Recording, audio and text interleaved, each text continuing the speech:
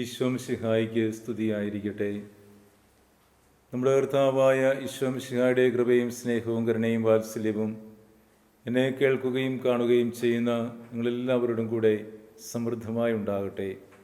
ഈശോയിൽ ഏറ്റവും സ്നേഹിക്കപ്പെട്ടവരെ, നോമ്പുകാലത്തിൻ്റെ 4-ാം വാരത്തിലേക്ക് നാം പ്രവേശിക്കുകയാണല്ലോ. ഈ ഞായറാഴ്ച നമുക്ക് സഭാധ്യാനത്തിനായി നൽകുന്ന വചനഭാഗം വിശുദ്ധ മത്തായി അറിയിച്ച സുവിശേഷം 5-ാം അധ്യായം 27 മുതൽ 32 വരെയുള്ള തിരുവചനങ്ങളാണ്. കർത്താവിൻ്റെ മലയിലെ പ്രസംഗത്തിൻ്റെ ഒരു ഭാഗമാണിത്. ഈ വചനഭാഗത്ത് പ്രധാനമായും കർത്താവ് പറയുന്നത് 10 പ്രമാണങ്ങളിലെ 6-ാം പ്രമാണമായ വ്യഭിചാരം ചെയ്യരുത് എന്ന പ്രമാണത്തെക്കുറിച്ചാണ്. വ്യഭിചാരത്തെക്കുറിച്ച് കർത്താവ് ഇവിടെ പറയുമ്പോൾ ഈ നോമ്പുകാലത്ത് നമ്മൾ അനുഷ്ഠിക്കേണ്ട ജീവിത വിശുദ്ധിയെക്കുറിച്ച് നമ്മൾ ധ്യാനാത്മകമാക്കി ജീവിക്കണം എന്ന് വചനം നമ്മളെ ഓർമ്മിപ്പിക്കുന്നു.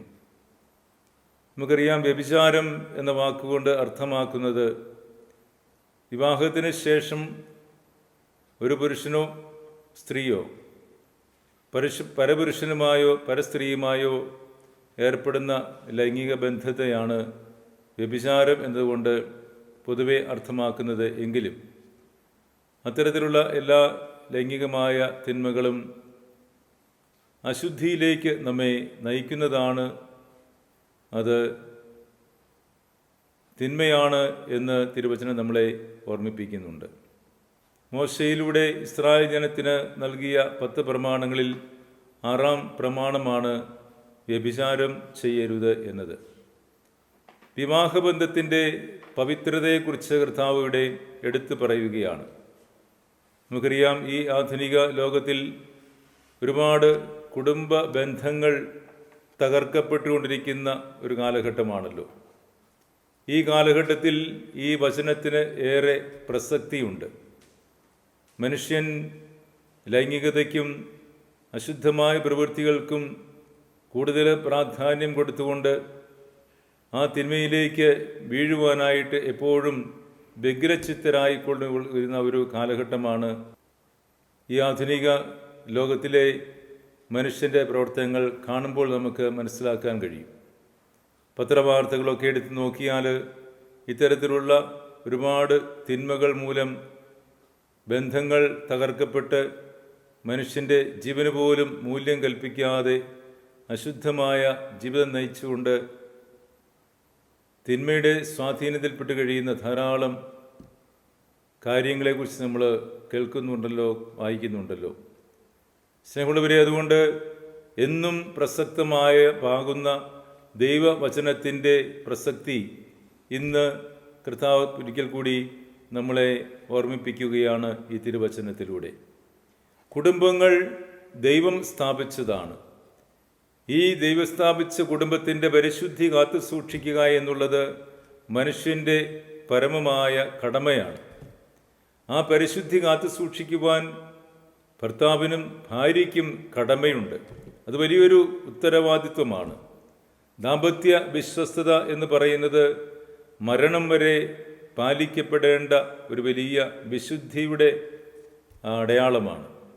ആ വിശുദ്ധി കാത്തു സൂക്ഷിക്കുന്നതിലൂടെയാണ് ഒരു കുടുംബത്തിൻ്റെ പരിശുദ്ധി നിറഞ്ഞു നിൽക്കുന്നത്, അല്ലെങ്കിൽ ആ കുടുംബത്തിൻ്റെ പവിത്രത അതിൻ്റെ പൂർണ്ണതയിൽ ആയിത്തീരുന്നത്.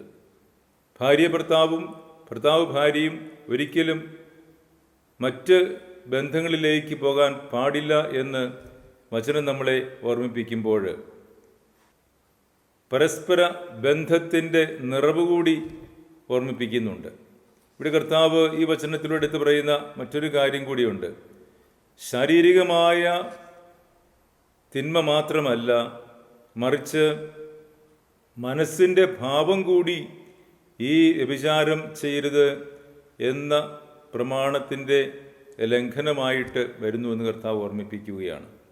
മനസ്സിൻ്റെ ഭാവം, തെറ്റായ ഭാവം, അതുകൂടി വ്യഭിചാരമെന്ന പ്രവൃത്തിയിലേക്ക് മനുഷ്യനെ നയിക്കും എന്ന് കർത്താവ് ഓർമ്മിപ്പിക്കുകയാണ്. ഒരുപക്ഷെ നമുക്ക് തോന്നിയേക്കാം, ഞാൻ ശാരീരികമായി തിന്മയൊന്നും ചെയ്യുന്നില്ലല്ലോ. എന്നാൽ മനസ്സുകൊണ്ടുണ്ടാകുന്ന ആഗ്രഹം പോലും ഈ തിന്മയിലേക്ക് നമ്മളെ വീഴിക്കുവാനുള്ള ഒരു ആസക്തി ഉണ്ട്, ഒരു തിന്മയുടെ സ്വാധീനമുണ്ട് എന്ന് കർത്താവ് നമ്മളെ ഓർമ്മിക്കുക. അതുകൊണ്ടാണ് കർത്താവ് പറയുന്നത്, ആസക്തിയോടെ സ്ത്രീയെ നോക്കുന്നവൻ അവളെ ഹൃദയത്തിൽ അവളുമായി വ്യഭിചാരം ചെയ്തു കഴിഞ്ഞു എന്ന്. അപ്പം എത്രമാത്രം പ്രസക്തമായ ഒരു ജീവിതമാണ് നമ്മുടേത് നമ്മൾ തിരിച്ചറിയപ്പെടേണ്ടതുണ്ട്. കുടുംബത്തിൻ്റെ പവിത്രത അത്രമാത്രം കാത്തു സൂക്ഷിക്കപ്പെടേണ്ടതുണ്ട് എന്ന് കർത്താവ് നമ്മളെ ഓർമ്മിപ്പിക്കുകയാണ്. തകർക്കപ്പെടുന്ന കുടുംബങ്ങളുടെ പരിശുദ്ധി നഷ്ടപ്പെടുന്നത് കൊണ്ടാണ് അത് തകർക്കപ്പെട്ടു പോകുന്നതിൻ്റെ കാരണം. അതുകൊണ്ട് ദൈവത്തിൻ്റെ പദ്ധതി അനുസരിച്ച് വിവാഹബന്ധം എന്ന് പറയുന്നത് ഒരിക്കൽ ചേർത്ത് വച്ചാൽ അത് മരണം വരെ പാലിക്കപ്പെടേണ്ട ഉടമ്പടിയുടെ ഒരു അനുഭവമാണ് ഒരു വിവാഹമെന്ന കൂദാശയിലൂടെ ഭാര്യാഭർത്താക്കന്മാർ പാലിക്കേണ്ടത്.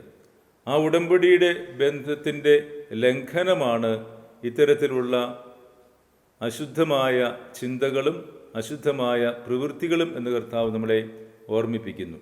അതുകൊണ്ട് വിശുദ്ധിയിലുള്ള ജീവിതം കുടുംബത്തിൻ്റെ വിശുദ്ധിക്ക് കാരണമായി തീരും എന്നതുകൂടി ഈ തിരുവചനം നമ്മളെ ഓർമ്മിപ്പിക്കുകയാണ്. കർത്താവ് തുടർന്ന് പറയുന്നുണ്ട്, നിന്റെ കണ്ണ് നിനക്ക് പാപഹേതു ആകുന്നുവെങ്കിൽ, നിന്റെ വലതുകരം നിനക്ക് പാപഹേതു ആകുന്നുവെങ്കിൽ അതിനെ മാറ്റിക്കളയുക.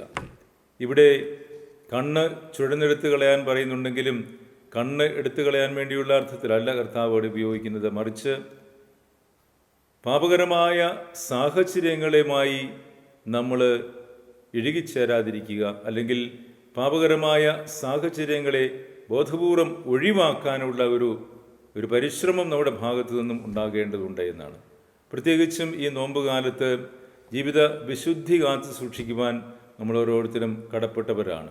ആ വിശുദ്ധി കാത്തു സൂക്ഷിക്കുവാനായിട്ട് നമ്മളെ തടസ്സപ്പെടുത്തുന്ന ഘടകങ്ങൾ ഏതൊക്കെയാണ് നമുക്ക് ഓരോരുത്തർക്കും വ്യക്തിപരമായി തിരിച്ചറിയാം. ചിലപ്പോഴൊക്കെ മൊബൈൽ ഫോണുകളായിരിക്കാം, അല്ലെങ്കിൽ ചിലപ്പോൾ മറ്റ് വ്യക്തികളുമായിട്ടുള്ള സമ്പർക്കമായിരിക്കാം, അല്ലെങ്കിൽ ചിലപ്പോൾ ചില യാത്രകളായിരിക്കാം. തെറ്റായ വഴിയിലൂടെയുള്ള യാത്ര നമ്മൾ നടത്തുമ്പോൾ, വേണ്ടാത്ത കാഴ്ചകൾ കാണുമ്പോൾ, വേണ്ടാത്ത സംസാരങ്ങൾ നമ്മൾ പറയുമ്പോൾ, വേണ്ടാത്ത ആളുകളുമായിട്ടുള്ള ബന്ധങ്ങൾ നടത്തുമ്പോൾ, ഇവയെല്ലാം ജീവിത സാഹചര്യങ്ങളാണ് നമ്മളെ തിന്മയിലേക്ക് പ്രേരിപ്പിക്കുന്നത്.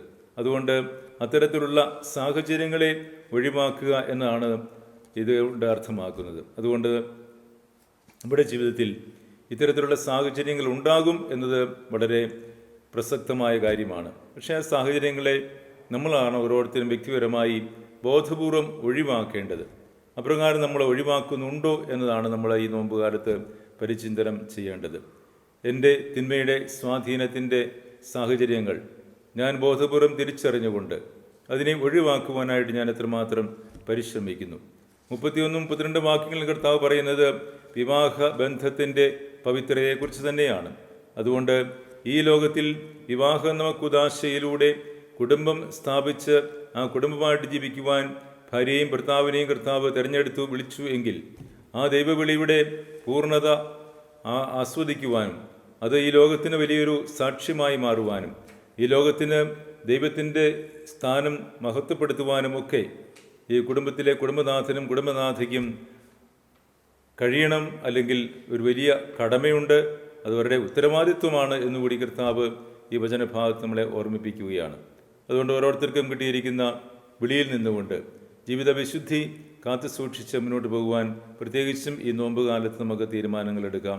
ദൈവികമായ പദ്ധതിയുടെ ഭാഗമായി ദൈവത്തെ മഹത്വപ്പെടുത്തുവാനുള്ള ജീവിതമാണ് വിശ്വാസിയുടെ ജീവിതമെന്ന് നമുക്ക് തിരിച്ചറിയാം. അപ്രകാരം കുടുംബ ജീവിതത്തിലൂടെയും മറ്റു ജീവിതത്തിലൂടെയുമൊക്കെ ദൈവത്തിന് സാക്ഷികമായി മാറുവാനും ജീവിതവിശുദ്ധി അഭംഗുരം പാലിച്ചുകൊണ്ട് ദൈവത്തോട് ചേർന്ന് നിൽക്കുവാനും എപ്പോഴും ആ ദൈവികത്തിൻ്റെ പരിശുദ്ധിയിൽ പങ്കുപറ്റി ജീവിക്കുവാനും നമുക്ക് ആത്മാർത്ഥമായിട്ട് ആഗ്രഹിക്കാം.